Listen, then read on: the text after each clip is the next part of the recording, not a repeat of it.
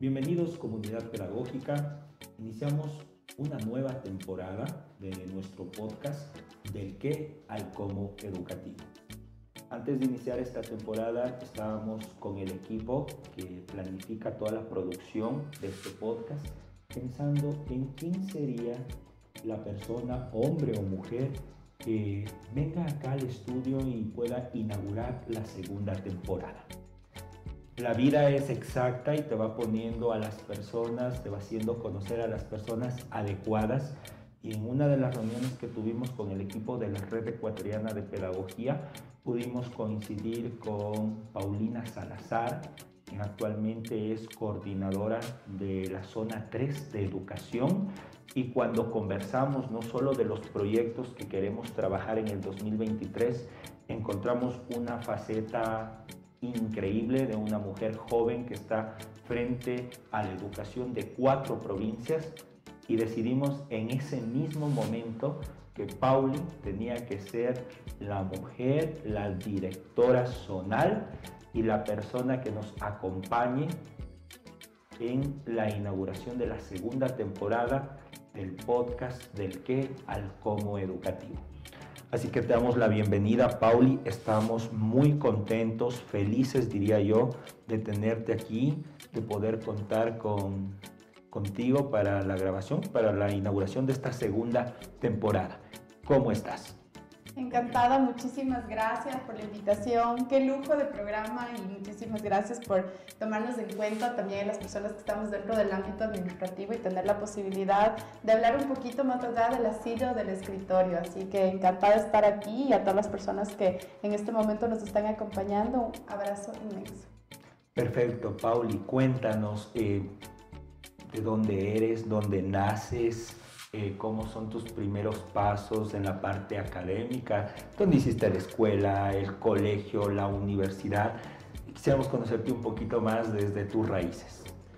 Bueno, soy Paulina, soy ambateña de nacimiento, de padres y abuelos ambateños también. Wow. Hice mi primaria en Unidad Educativa La Granja, la secundaria inicié en la Unidad Educativa Hispanoamérica, posterior me gradué en La Inmaculada, mi universidad la estudié en Uniandes, seguí también ahí una especialidad en Derecho Administrativo. Posteriormente me empecé a especializar no solamente en el ámbito o campo dentro de lo que tiene que ver el derecho como tal, ¿no? Empecé a estudiar gestión territorial, administración pública del Estado, gestión pública del Estado también en la Universidad de Acapulco en México. Y una vez que me involucré en el ámbito o en el medio educativo, empecé también a apasionarme por temáticas como la docencia universitaria, metodología del aprendizaje, y vinculada ya en esta área, empecé a apasionarme por las raíces mismo de lo que tiene que ver el contexto educativo. Y empecé a prepararme también en un ámbito muy importante dentro de la educación, que es la psicología. Tengo también mis diplomas en desarrollo, neurodesarrollo. Tengo en especialidad también como diplomado en ayuda o apoyo a estudiantes con necesidades educativas específicas asociadas a una discapacidad, la misma que es una certificación del Ministerio de Trabajo. También hemos estudiado un poquito dentro del ámbito del apoyo en estudiantes con problemas de adicciones, así que esa soy yo dentro del ámbito académico. Muy bien, hay una área que también, aparte de la parte académica, te define, que es el deporte. Cuéntanos un poquito cuáles son los deportes que más te apasionan, cómo se da el inicio para que Pauli empiece en los deportes. Bueno, les cuento que soy de familia futbolera, así que amo el fútbol. Parte de mi niñez, de mi juventud, siempre estuve en un estadio, porque vengo de una familia de dirigentes deportivos, entonces la vinculación directa con el deporte siempre ha estado en mi vida. Hace pocos años atrás, les comento, no toda una vida fui apasionada por el tema del ciclismo, del trote, que también ahora lo estoy incursionando, y de la natación. Sino a raíz de una situación muy fuerte que empieza en mi vida. Tuve una depresión muy grande con mi divorcio, me separé hace 3 años. Y sentí mucha tristeza en mi corazón. Entonces yo de alguna manera dije, no me puedo quedar así. tuve ángeles en mi vida que me involucraron en el deporte y fue una terapia de vida también. Eso es algo que muy poca gente sabe, pero es importante también compartirla porque es de ahí también donde me empiezo a apasionar por el tema de la salud mental y entender que tanto en la vida personal como dentro del ámbito educativo no existe una persona que pueda estar bien si no hemos trabajado con el tema de contención emocional. Entonces, dentro de las escuelas y colegios, al entender que en mi vida propia fui testigo de que el deporte cura cualquier tristeza, cualquier depresión o cualquier dolor que tengamos en nuestra vida o en nuestro corazón, empecé a desarrollar y estimular ese cúmulo de actividades dentro de las instituciones educativas, ¿no? Y ahora estamos trabajando muchísimo con temáticas no solamente dentro del contexto de lo que tiene que ver el ministerio, que es enseñanza y aprendizaje en materias de ciencia y tecnología, sino también en salud mental. Descubrir que el ser humano tiene que estar bien, tiene que ser feliz, que la felicidad depende también de una decisión diaria, de no esperar que venga alguien a nuestras vidas a hacernos felices, sino crear nosotros mismos esa felicidad a través de la identificación de qué nos genera esa sonrisa. Entonces, en las escuelas y colegios, cuando visitamos, siempre les pregunto a mis chicos, ¿qué te genera felicidad?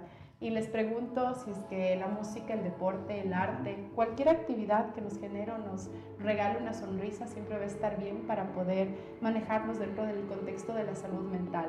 No existe un estudiante que pueda aprender bien si no está mentalmente sano, y lo propio un docente. No existe un docente que pueda enseñar bien o desarrollar habilidades en nuestros niños y jóvenes si también no se trabaja en salud mental. Así que la salud mental es una de las aristas más importantes dentro del trabajo, que no solamente lo venimos realizando como coordinación zonal, sino también a nivel nacional.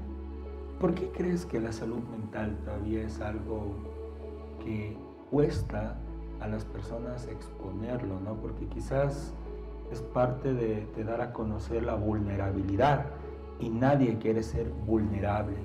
Por eso es importante hablar sobre el neurodesarrollo. Si nosotros intentamos educar o en general permitir desarrollos de sociedades sin estudiar el cerebro de una persona, hacía referencia a uno de los textos de un psicólogo muy importante de Estados Unidos que decía, si tú quieres entender al cerebro o al ser humano y no estudias la parte neurológica, es como querer crear un guante sin conocer una mano. Entonces, para poder entender el desarrollo de las personas, de sus emociones que tan indispensables son, necesitamos conocer cómo funciona el cerebro. Y por eso es que nosotros trabajamos con ámbitos tan importantes como el sentimiento del estudiante, del docente, del administrativo, del personal de servicio, entendiendo que el trabajo de las emociones es una réplica de sentimientos. No está mal pedir ayuda, y eso es importante que la gente siempre comprenda. No está mal decir lo que uno siente, al contrario, está mal quedarse callado y empezar a acumular esos sentimientos de tristeza, de dolor, de ira, y en general, ¿no? Todo lo que nos afecta como seres humanos. Incluso el hecho de muchas veces no perdonar a la gente que está a nuestro alrededor, que nos ha ofendido, nos empieza a acumular de esa tristeza, muchas veces de ese dolor en el corazón. El otro día leí algo muy bonito que decía, cuando tú no perdonas, lo único que estás haciendo es envenenando tu propia alma y tu propio corazón. El perdón, el expresar el dolor, el entender que está bien también sentir tristeza porque es parte de las emociones, pero no hablarlos nos limita como seres humanos a poder entender que necesitamos ayuda. Y para eso existen también profesionales, por ejemplo, dentro de las instituciones educativas, nuestros DS, nuestros pedagogos también. Dentro de los distritos tenemos unidades muy importantes que se dedican exclusivamente a eso, a la salud mental y al bienestar emocional de la comunidad educativa. Y el trabajo no solamente es con el estudiante, y ahí es como le vamos vinculando al poder que tiene un docente, que tiene un DS, que tiene un pedagogo, que tiene un rector, un administrativo, un personal de servicio, todo aquel que tenga vínculo directo con un estudiante. El entender que somos luces por encender, no luces que sienten que pueden ser opacadas por alguien más. Al contrario, siempre he creído que cuando nosotros como seres humanos tenemos la posibilidad de encender la luz en alguien más, brindamos aún más por el reflejo de esa persona. Así que dentro de las escuelas, dentro de casa, demos esa apertura y esa posibilidad de que la gente pueda expresar sus sentimientos, cualquiera que sean de tristeza, de dolor, de ira o de felicidad, pero entender que las emociones tema que realmente tiene que ser normalizado dentro de casa y dentro de escuela también. ¿Has podido en los recorridos, porque algo que hay que destacar de Paulina es que realmente es una mujer incansable?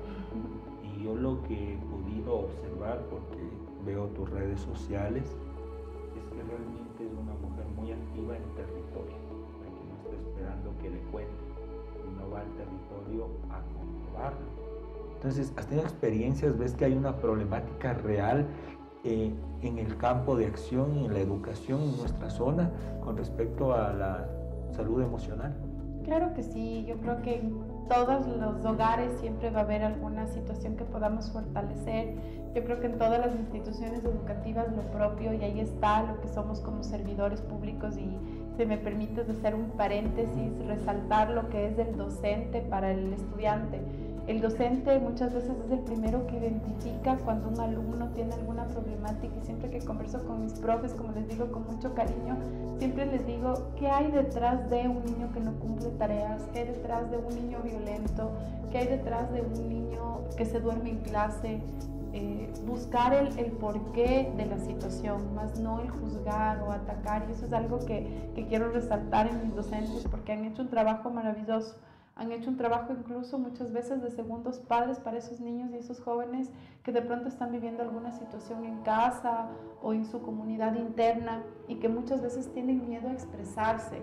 Entonces ahí va el trabajo y la labor de un docente o de cualquier persona que esté inmersa en el sistema educativo.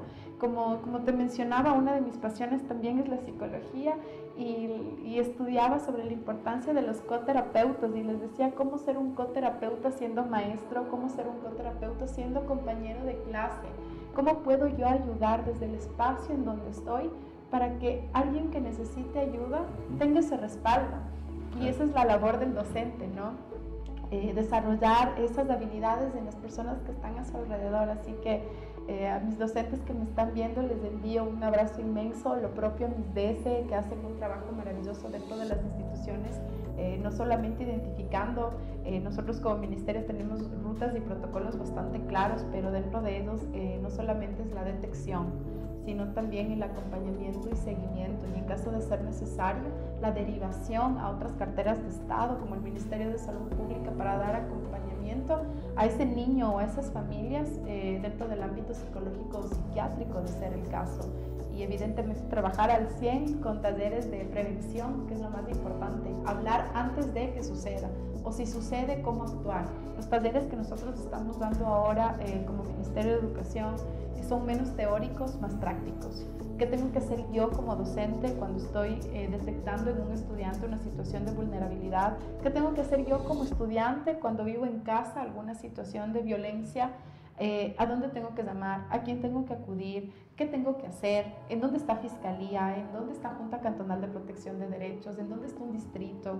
Algo mucho más vivencial y práctico, que eso también es muy importante, ¿no? ¿Qué tengo que hacer cuando estoy viviendo una situación? Pero sobre todo nunca quedarse callado, siempre tener la posibilidad de decir necesito ayuda, necesito apoyo, ¿qué puedo hacer? Así que siempre las puertas de las direcciones distritales también están abiertas para dar esa asesoría continua. Tú decías algo de no te calles. No solo estás en la parte educativa, también tienes una fundación, me imagino que en conjunto con otras personas. ¿Por qué la fundación se llama No Te Calles? No calles, o no calles nace de la necesidad de alzar la voz, de no quedarse exactamente callado. Pero la gente se queda callada. De decir necesito ayuda, por eso se llama No Calles. Es para víctimas de violencia física, psicológica y sexual.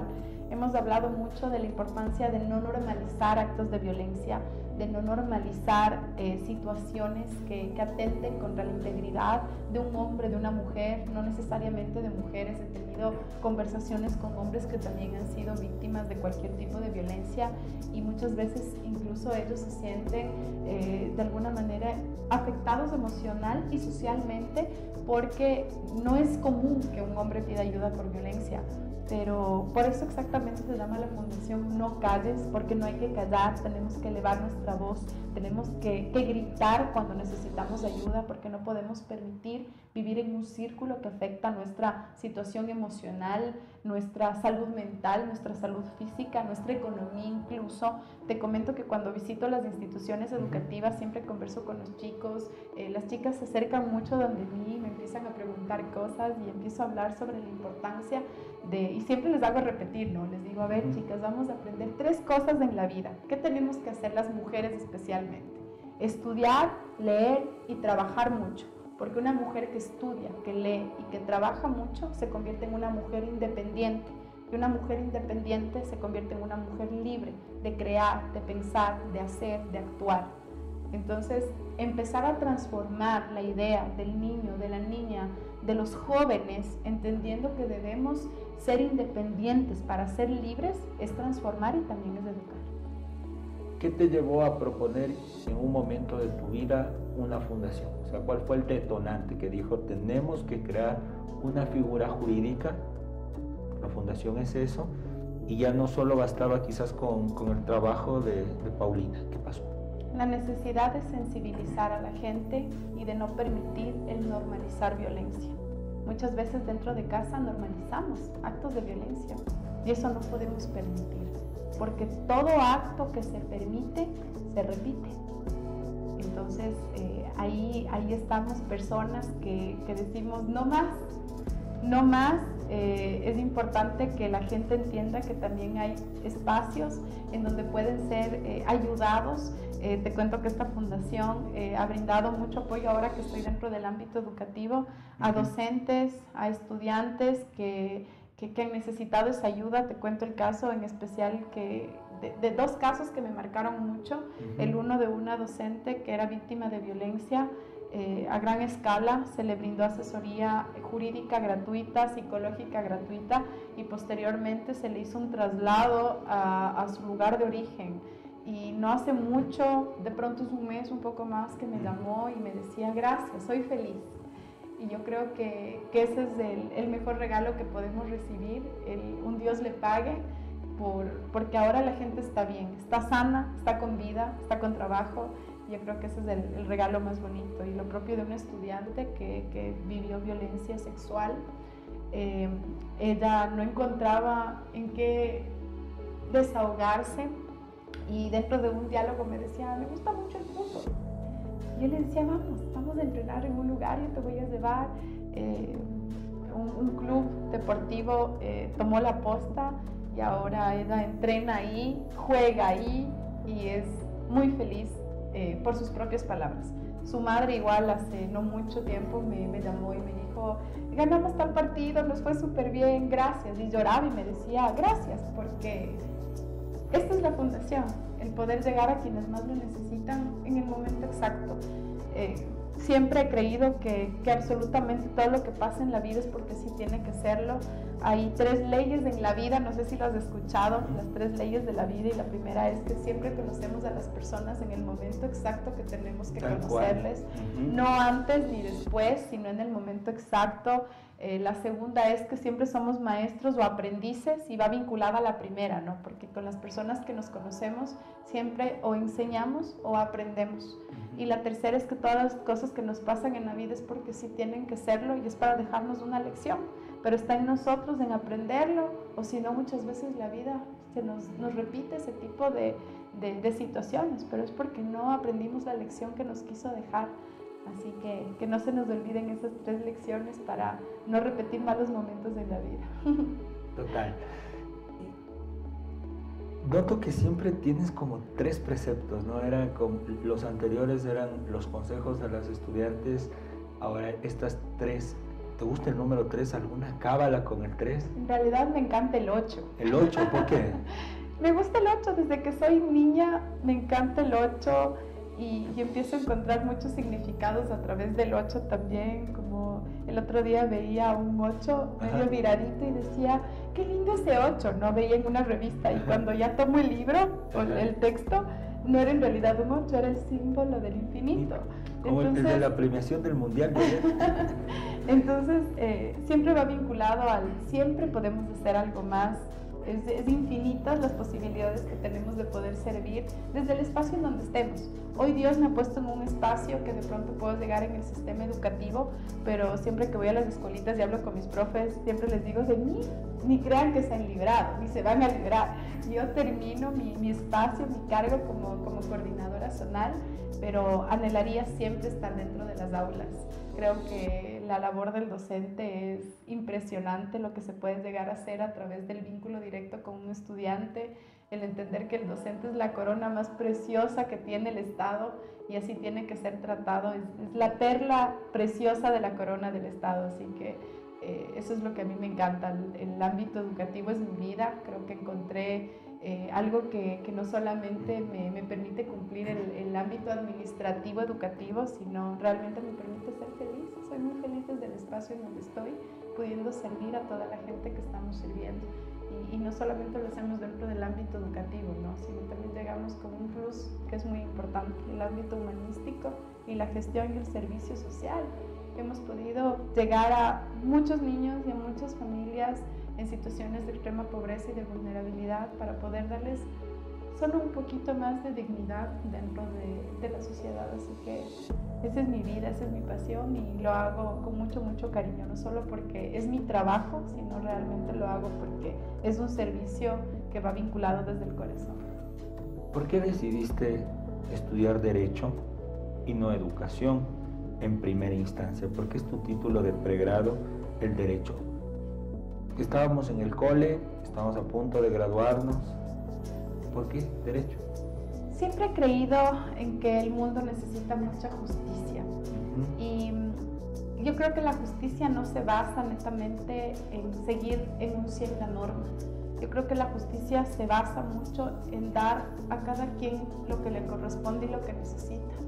Entonces, ese vínculo direccionado al derecho dentro del sistema educativo yo creo que es indispensable y en cualquier ámbito, ¿no? Yo creo que el derecho está en todos los espacios y sin duda dentro del ámbito educativo. Les cuento que cuando inicié la temática de derecho, a la par también estudiaba comunicación, pero el trajín de la vida me puso a elegir entre una de las dos profesiones y pues me vinculé un poquito más con el tema de derecho y pues no me arrepiento porque a través de la ley, de la norma, he podido servir a muchas personas desde el espacio en donde he estado.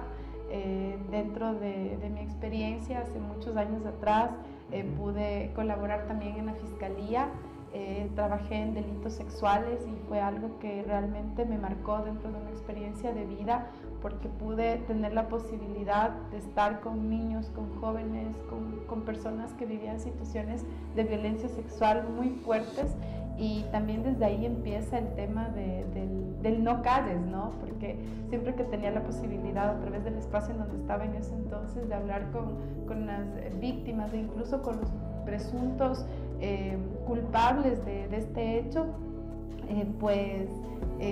trataba de buscar el porqué. Siempre trataba de buscar el porqué, nunca el acusar o el juzgar, sino más bien el qué puedo hacer. Las cosas ya están dadas, ahora qué puedo hacer por esas personas, ¿no? Y realmente fue un aprendizaje muy lindo de vida, muy fuerte, pero muy lindo. De ahí trabajé también en el campo dentro de lo que tiene que ver tránsito en la fiscalía también y fue una experiencia maravillosa también porque estaba vinculada.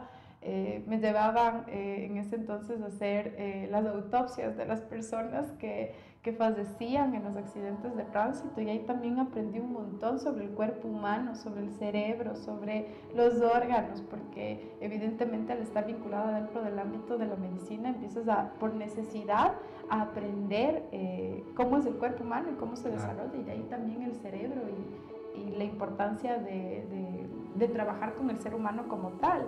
Cuando ya estaba mucho tiempo en el tema de las autopsias por tránsito, me pedían también apoyo para otro tipo de autopsias, por ejemplo, en caso de suicidios. Y verificábamos que realmente sea un suicidio y no de pronto un homicidio o algo que sea vinculatorio o algo ya netamente penal, ¿no? De acusar a alguien más. Y de ahí también la importancia de entender que es una realidad que nosotros vivimos como sociedades, y nosotros hoy como educación trabajamos mucho en esa arista del trabajo de la salud mental para evitar y prevenir situaciones como el suicidio, por ejemplo. Trabajamos con una escuela divina que se llama Escuela para Padres, en donde nosotros trabajamos con prevención de violencia, trabajamos con prevención de embarazo adolescente, trabajamos con proyectos o proyecciones de vida para evitar el tema de los suicidios. Y cuando ha habido este tipo de casos, cómo nosotros hemos trabajado con las familias de esas personas que han vivido esta situación, o sea, los padres de los estudiantes o muchas veces personas que han estado inmersas en el sistema educativo. Trabajamos con los compañeros, con su familia y qué podemos hacer. ¿Cuál fue tu primer trabajo así que te vinculó directamente en la educación?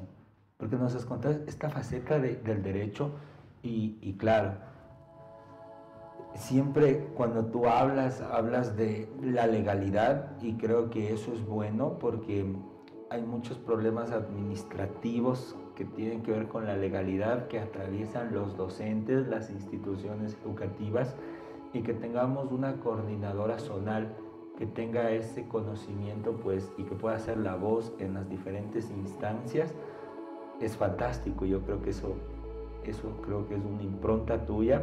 Y lo otro que me parece lindísimo y muy sabio es escuchar.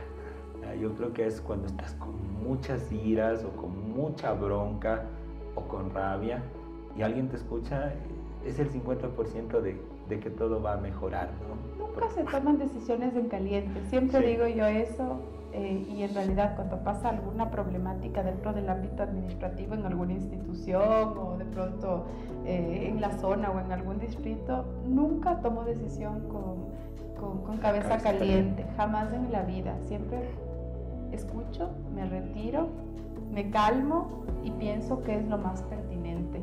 Siempre que una persona habla con ira, con enojo o con dolor, tiende a herir. Y las palabras dichas jamás pueden ser recogidas nuevamente. Así que siempre hay que ser muy, muy cauteloso con lo que hacemos y con lo que decimos. Así que yo creo que eso es muy importante y sin duda te cuento que todas las mañanas cuando me levanto lo primero que hago es pedirle a Dios que me dé sabiduría. Siempre le pido a Dios que me dé sabiduría y discernimiento para poder servir, actuar y para poder ayudar a la gente que está a mi alrededor. Yo generalmente cuando viajamos a mi equipo vamos conversando, ¿no? Y creo que en el penúltimo viaje que tuvimos les contaba la historia del rey Salomón. Salomón, que fue y yo recordaba y te iba a preguntar, el rey más sabio. Así es, y yo les decía, ¿ustedes saben quién es el rey Salomón? No, claro. No, y yo les decía, no, que Dios se le presentó a Salomón y le dijo, pídeme una sola cosa, lo que tú quieras, pero una sola cosa. Y Salomón se quedó callado y pensó y le dijo, Dios, solo te pido que tú me des sabiduría. Y Salomón llegó a ser el mejor desde el espacio en donde estaba. Entonces, las cosas vienen por añadidura cuando nosotros actuamos con sabiduría y discernimiento. ¿Cómo haces o cuál es tu visión? ¿Cómo encontraste la administración educativa en la zona?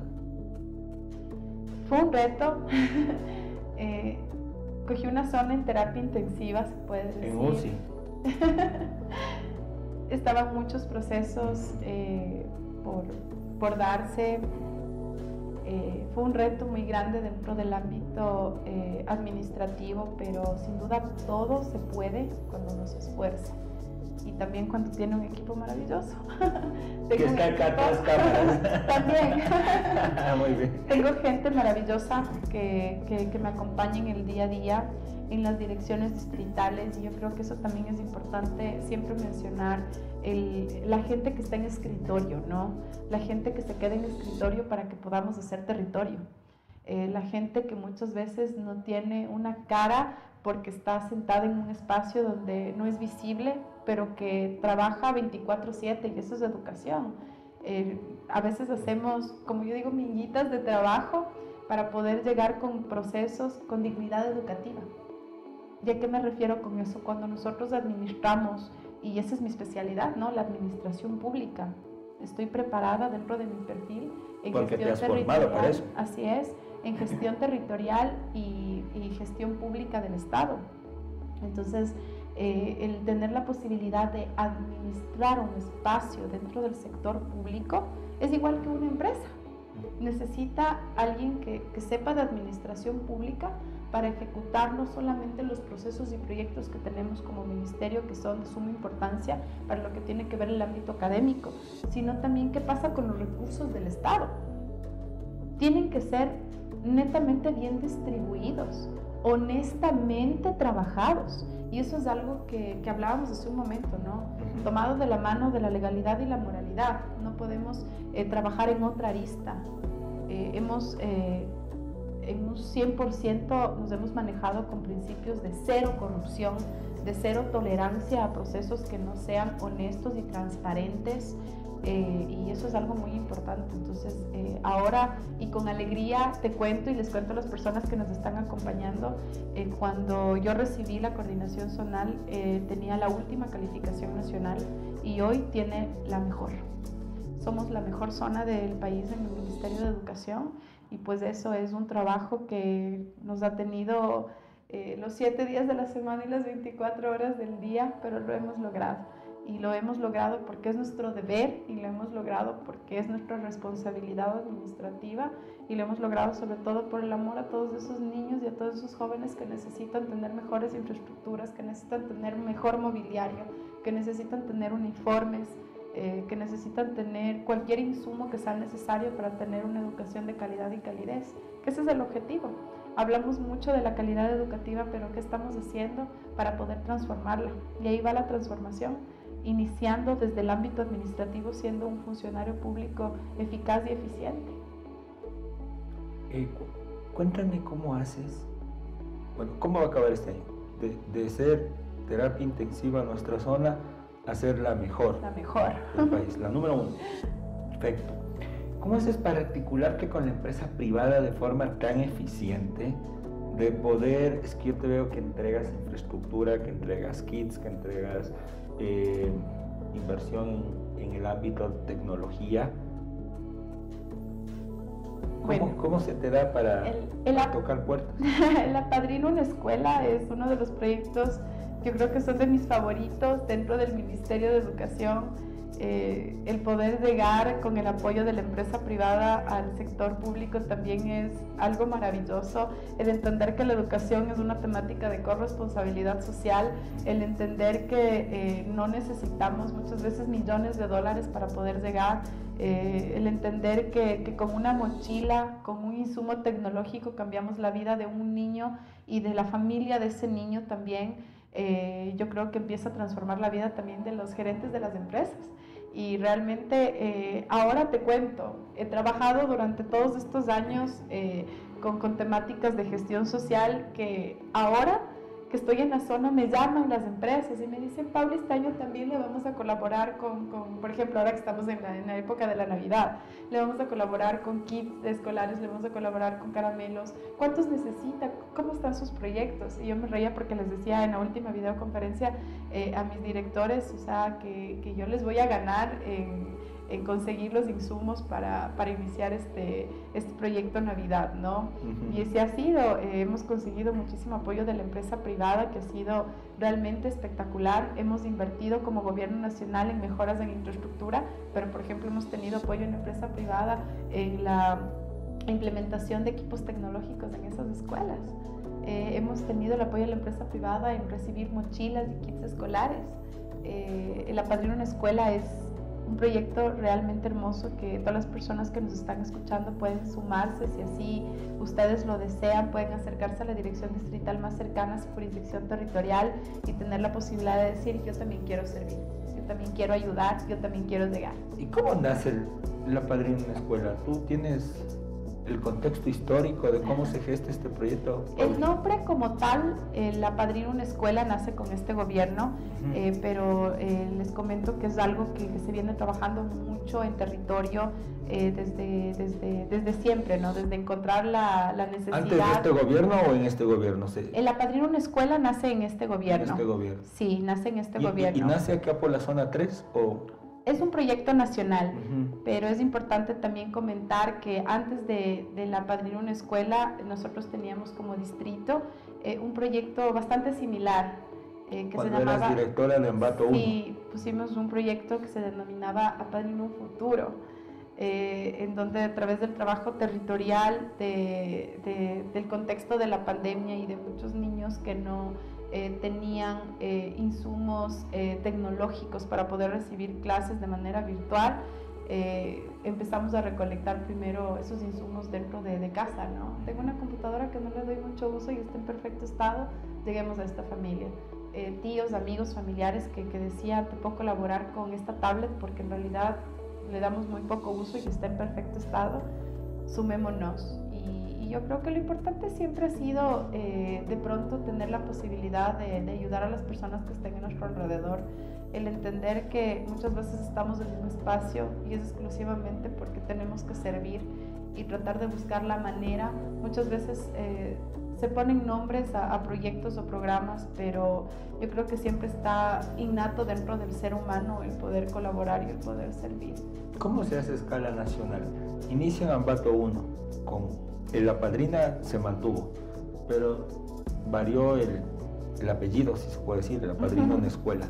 ¿Cómo se hace eco el país y cómo se lo implementa como una política pública a nivel nacional? Nuestra señora ministra trabaja muchísimo en poder llegar a todos los niños. El Apadrina una Escuela tiene aristas muy amplias, aristas no solamente en tecnología, tiene aristas en alimentación, en mejoras de infraestructura, tiene aristas de poder llegar con cualquier detalle a una escuela o a un niño que realmente lo necesita. El eslogan es desde un borrador hasta una idea. Entonces muchas veces nosotros desde el lugar en donde estemos podemos ser parte de la Padrina. Ustedes van a ser parte de la Padrina con el convenio que vamos a firmar, porque vamos a llegar, ya vamos a hablar un poquito antes pero vamos a llegar con capacitaciones para docentes y eso también es apadrinar.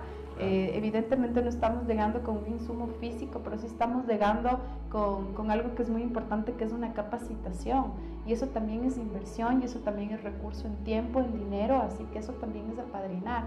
Así que ustedes también van a ser nuestros padrinos como empresa, como sociedad, y van a sumarse a este proyecto divino que se maneja a nivel nacional. ¿Cuáles son las próximas utopías, los próximos sueños de Paulina Salazar? ¿Cómo va a encarar el 2023? Quiero retomar un poco más la actividad deportiva porque en realidad me he dedicado tanto a la zona que sí me he olvidado un poquito de mí como persona.